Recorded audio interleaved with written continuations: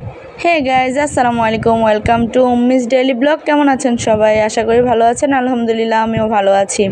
আজকে রান্না করব আলু দিয়ে গরুর মাংস ঝাল বা ঝোল। রান্না করলে এই মাতে সবগুলো একসাথে দিয়ে দিলাম, দিয়ে এগুলোকে রেখে দিলাম। তারপর এখানে দিয়ে দিচ্ছি গরুর মাংসগুলা। এই যে মাংসগুলো দিয়ে দিলাম। এখন এগুলা এই যে আস্ত গরম মশলাগুলো দিয়ে দিলাম, তেজপাতা, দারচিনি, লং আর তারপর এগুলো দিয়ে ভালো করে মাখিয়ে নিচ্ছি।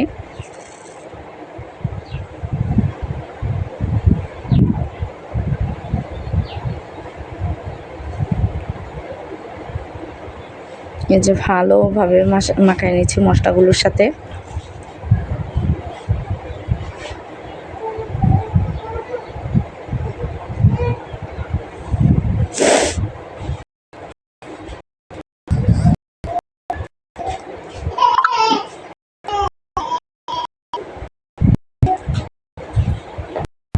এই তো মাখানো শেষ প্রায়। এখন দিয়ে দেবো ঝোলটা। যেহেতু প্রেসার কুকারে রান্না করতেছি, একবারে দিয়ে দিতে হবে।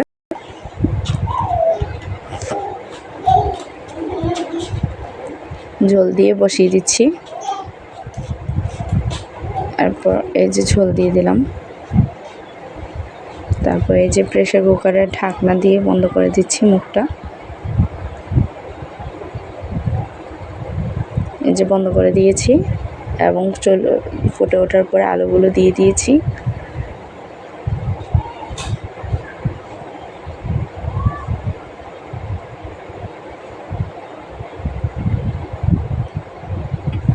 এই তো আজকের রান্না হচ্ছে আলু দিয়ে গরুর মাংসের ঝোল। খুবই মজা হয়েছিল রান্নাটা, আলহামদুলিল্লাহ। দেখতে যেমন কালারটা মাশাআল্লাহ, খেতেও হয়েছিল অপূর্ব স্বাদের।